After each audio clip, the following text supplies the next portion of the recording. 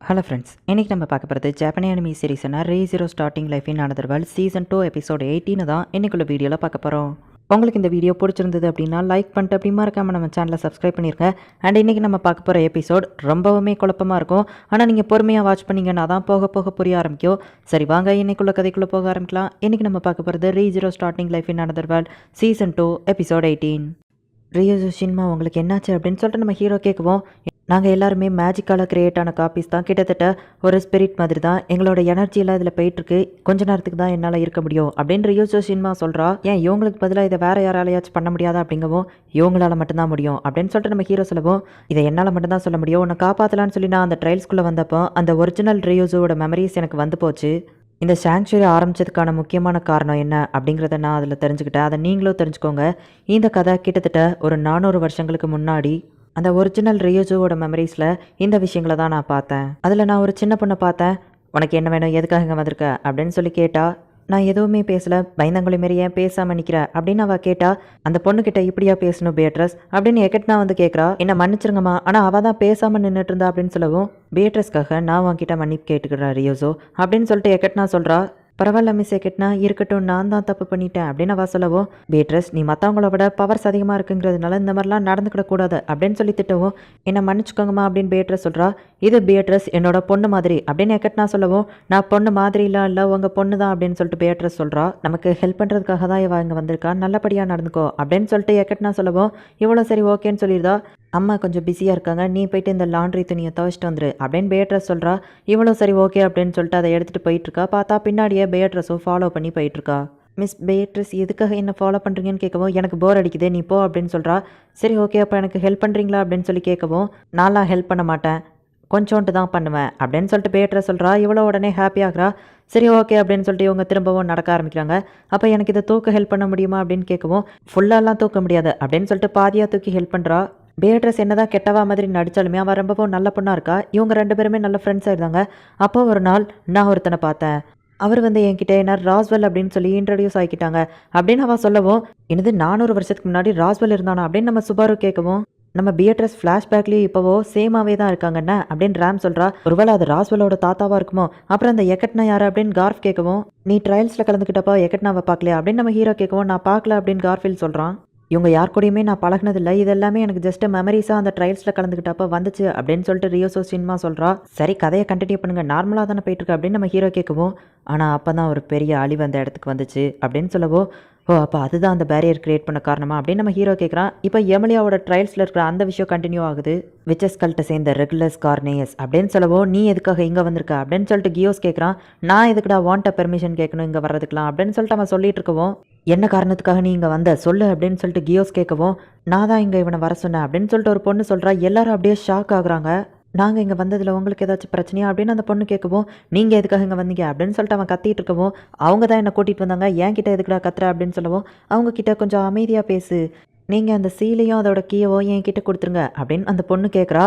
என்னோட பிரதருக்கு நீ பண்ண விஷயத்துக்கு நான் உன்னை சும்மா விட மாட்டேன் அப்படின்னு சொல்லிட்டு ஃபார்ச்சுனா அவளை அட்டாக் பண்ணி கொன்றுதா. ஒரு பெரிய கிறிஸ்டலை வச்சு அட்டாக் பண்ணுறா. நானும் அவள் பக்கத்தில் தான் இருக்கேன், இந்த அடி ஏமலையும் சேர்த்து தானே படும் அப்படின்னு சொல்லிட்டு அதை கூட இருந்த அந்த பிஷப் ஆர்ச் அந்த கிறிஸ்டலை உடச்சிட்டு வெளியே வரான். அந்த பொண்ணுக்கும் பார்த்தா எதுவுமே ஆகலை. எமிலியாவை கூட்டிட்டு நீங்கள் இங்கேருந்து போயிருங்க, ஏமலை நம்பிக்கை வைங்க அப்படின்னு சொல்லிட்டு கியோஸ் அவங்கள அனுப்பி வைக்கிறான். எமிலியாவை சேஃப் ஆக்கிட்டு கண்டிப்பாக நான் திரும்ப வரேன் அப்படின்னு சொல்லிட்டு ஃபார்ச்சுனா போயிருந்தா. ஆமாம் நான் உனக்கு பெர்மிஷனே கொடுக்கலையே, யாரை கேட்டு அவங்கள அனுப்பி வச்சா அப்படின்னு அவன் கேட்கவும், உன்னோட பெர்மிஷன் எனக்கு தேவையில்லை அப்படின்னு சொல்லிட்டு கியோஸ் ஒரு பாக்ஸ் எடுக்கிறான். இதை யூஸ் பண்ணுறதை தவிர எனக்கு வேறு வழி இல்லை, எப்படியாச்சும் நான் அவங்கள காப்பாற்றணும் அப்படின்னு சொல்லவோ, சரி ஓகே பண்ணுங்க அப்படின்னு சொல்லி அந்த பொண்ணு சொல்கிறா. மாஸ்டர் ஃப்ளூகல் என்னை மன்னிச்சுக்கோங்க, என்னால் அந்த பவரை கண்ட்ரோல் பண்ண முடியாதுன்னு தெரியும், இருந்தாலும் எனக்கு வேறு வழி இல்லை அப்படின்னு சொல்லிட்டு அந்த பாக்ஸ் அவன் மேலே வைக்கவும், இப்போ அவனால் அதை கண்ட்ரோல் பண்ண முடியலை. இது சூப்பராக இருக்குது அப்படின்னு அந்த பொண்ணு கை தட்டிட்டு பிஷப் கார்னேயஸ் தயாராகுங்கன்னு சொல்கிறா. பார்த்தா அவனை யாரோ தூக்கி அடிக்கிறாங்க. அதுக்கு காரணம் கியோஸ் யூஸ் பண்ணுறா அந்த இன்விசிபிள் ஹேண்ட் தான். உன்னை சும்மா விட மாட்டேன் பேண்டோரா அப்படின்னு அந்த பொண்ணை பார்த்து நம்ம கியோஸ் சொல்லவும், அந்த கிரிம்சனையே நீங்கள் யூஸ் பண்ணுறது உங்களுக்கு எப்படி இருக்குது அப்படின்னு அந்த பொண்ணு கேட்கவும், நான் உன்னை இதுக்கு மேலே விட மாட்டேன் அப்படின்னு சொல்லிட்டு அவன் சொல்லவும், நீங்கள் அவங்களுக்காக ரொம்பவும் போராடுறீங்க, உங்களுக்கு நான் ஒரு டைட்டில் கொடுக்குறேன், ஸ்லாத் அப்படின்னு ஒரு டைட்டில் அப்படின்னு அவள் சொல்லவும், எனக்கு இந்த டைட்டில்லாம் தேவையில்லை, அவங்க 2 பேரையும் காப்பாற்றணும் அதுதான் முக்கியம் அப்படின்னு சொல்லிட்டு அவனோட இன்விசிபிள் ஹேண்டை வச்சு பேண்டோராவை அட்டாக் பண்ணலான்னு போகிறான். அதுக்குள்ளே ரெகுலர்ஸ் கார்னேயஸ் வந்துட்டு தடுத்துருதான். நான் இருக்கிற வரைக்கும் உன்னால் ஒன்றும் பண்ண முடியாது அப்படின்னு அவன் சொல்லவும், நான் உங்களை சும்மா விட மாட்டேன் அப்படின்னு சொல்லி அவனால் முடிஞ்ச லெவலுக்கு கியோஸ் அவனை அட்டாக் பண்ணுறான். ஆனால் அந்த ரெகுலர் கார்னேயஸ்க்கு எதுவுமே ஆகலை. நம்ம பார்க்க வேண்டியது இந்த சீன் இல்லை வேறு சீன் அப்படின்னு சொல்லவும், ஆனால் இது தானே இப்போ முக்கியமாக போயிட்டுருக்குன்னு சொல்லவும், அப்போ உங்கள் அம்மாவுக்கு என்னாச்சுன்னு உனக்கு தெரிய வேண்டாமா அப்படின்னு சொல்லிட்டு எக்கட்னா கேட்குறா. ஆனால் கியூஸ் இங்கே அப்படின்னு சொல்லிட்டு அவளோட செயினை பார்க்குறா. மற்றவங்கெல்லாம் நம்ம மேலே நம்பிக்கை வச்சுருக்காங்க. சரி ஓகே நான் அதை பார்க்க தயாராக இருக்கேன் அப்படின்னு சொல்லவோ, லொக்கேஷன் சேஞ்சுன்னு எக்கட்னா சொல்கிறா. அம்மா நான் இனிமேல் ப்ராமிஸ் பிரேக் பண்ணி எந்த பக்கமும் போக மாட்டேன், நான் இனிமேல் நல்ல பொண்ணாக இருப்பேன், என்னை விட்டு போகாதீங்க அப்படின்னு சொல்லி எமிலியா அழுதுட்ருக்கா. இப்போ பெரிய எமிலியா, அப்போ நான் எதையுமே புரிஞ்சுக்கிடலை, என்னோட அம்மாவையும் புரிஞ்சுக்கிடலை அப்படின்னு சொல்லி எமிலியா ரொம்பவும் வருத்தப்பட்டு அழுதுட்ருக்கா. ஆர்ச்சி அந்த இடத்துக்கு ஓடி வரான். என்ன நடக்குது அப்படின்னு சொல்லிட்டு ஃபார்ச்சுனா கேட்கவும், நம்ம வீரர்கள் எல்லாம் சண்டை போட்டுட்ருக்காங்க, ஆனால் தடுக்க முடியலை அப்படின்னு சொல்லி அவன் சொல்லவும், சரி ஓகே நானும் போய் சண்டை போடுறேன் அப்படின்னு அவன் சொல்லவும், ஆனால் நீங்கள் எமிலியாவை பார்த்துக்கோங்க அப்படின்னு சொல்லிட்டு அவன் சொல்கிறான். என்னோட பிரதருக்கும் அவன் ஒய்ஃப்க்கும் நடந்ததை பார்த்துட்டு என்னால் எப்படி சும்மா இருக்க முடியும்னு நினைக்கிறேன். ஸோ நீ எமிலியாவை பார்த்துக்கோ, நான் போயிட்டு அவனை பார்த்துக்கிட்டேன். எமிலியா நீ ஆர்ச்சி கூட போ, நான் திரும்ப வந்துடுறேன் ஓகேவா அப்படின்னு சொல்லவும், இல்லை நீங்கள் போய் சொல்கிறீங்க, நீங்கள் திரும்ப வரமாட்டீங்க அப்படின்னு எமிலியா சொல்கிறா. நான் கண்டிப்பாக திரும்ப வருவேன் அப்படின்னு சொல்லவும், என்னை விட்டு போகாதீங்கன்னு எமிலியா ஆளுறா. இங்கே பாரு எமிலியா, எனக்கு ஒன்றை தான் ரொம்பவும் பிடிக்கும், ஒன்றை மட்டும்தான் எனக்கு இந்த உலகத்திலேயே ரொம்பவும் பிடிக்கும் அப்படின்னு சொல்லிட்டு அவள் சொல்லவும், இல்லை நீங்கள் போய் சொல்கிறீங்க திரும்ப வரமாட்டீங்கன்னு எமிலியா சொல்லவும், இது ஒரு ப்ராமிஸ் அப்படின்னு சொன்ன உடனே ஆளுறவா அமைதியாயிருதா. நான் உனக்கு ப்ராமிஸ் பண்ணுறேன், கண்டிப்பாக நான் திரும்ப வருவேன் அப்படின்னு சொல்லிட்டு ஃபார்ச்சுனா சொல்கிறா. ப்ராமிஸ் பண்ணா அப்படிங்கிறதுனால சரி ஓகேன்னு சொல்லிட்டு எமிலியா வந்துட்டு அழுதுட்ருக்கா. 2 எமிலியாவுமே ஒரே நேரத்தில் அம்மா ஐ லவ் யூ, எனக்கு உங்களை தான் ரொம்பவும் பிடிக்கும் அப்படின்னு சொல்லி அழுதுகிட்டே சொல்லிட்டு இருக்கா. ஆர்ச்சி கூட பத்திரமா போயிட்டு வா ஓகேவா எமிலியா அப்படின்னு சொல்லிட்டு இப்போ ஃபார்ச்சுனா அந்த இடத்துல இருந்து கிளம்புறா. ஆர்ச்சி நான் இன்னைக்கு பேச்சை கேட்காம வெளியே போயிட்டேன், நான் கெட்ட பொண்ணாயிட்டேன், அவங்க யாருக்குமே என்னை பிடிக்காதுல்ல, அதனால தானே இப்படிலாம் நடக்குது அப்படின்னு சொல்லி எமிலியா கேட்குறா. அதெல்லாம் இல்லை, இந்த வில்லேஜில் இருக்கிற எல்லாருக்குமே உன்னை பிடிக்கும் எமிலியா அப்படின்னு அவன் சமாதானப்படுத்தி கூட்டிகிட்டு போயிட்டு இருக்கும்போது அவன் மேலே அட்டாக் நடக்குது. பிளாக் சர்பெண்ட் அப்படிங்கிற ஒன்று இவனோட காலை அட்டாக் பண்ணி பாய்சன் ஆகுது. பாய்சன் பரவக்கூடாதுன்னு அவன் காலை வெட்டி எடுத்துட்டு ஹீல் பண்ணிக்கிட்டு தான். ஒன்றும் இல்லை எமிலியா அப்படின்னு அவன் சொல்கிறான். அவன் காலை வெட்டி எடுத்துமே அந்த பாய்சன் அவனுக்குள்ளே பரவிட்டு இருக்கு. அதை பூ தெரியுது பார்த்தியா, அது வழியாக நீ இந்த இடத்துல இருந்து போயிரு, அங்கிளுக்கு ஒன்றும் ஆகாது சரியா, ஓட ஆரம்பி எமிலியா அப்படின்னு சொல்லிட்டு அவன் சொல்கிறான். இப்போ எமிலியாவும் ஓட ஆரம்பிக்கிறா. மிஸ் ஃபார்ச்சுனா உங்கள் பொண்ணுக்கு எதுவும் ஆகாது, எனக்கு நம்பிக்கை இருக்குது அப்படின்னு சொல்லி ஆர்ச்சி சொல்கிறான். இப்போ அவன் மொத்த உடம்பும் அந்த பாய்சன் பரவிடுது. நம்ம கியோஸால் எதுவுமே பண்ண முடியலை. அந்த ரெகுலர்ஸ் கார்னியஸ் நம்ம கியோஸோட ஒரு கையவே துண்டாக வெட்டி எடுத்துருதான்.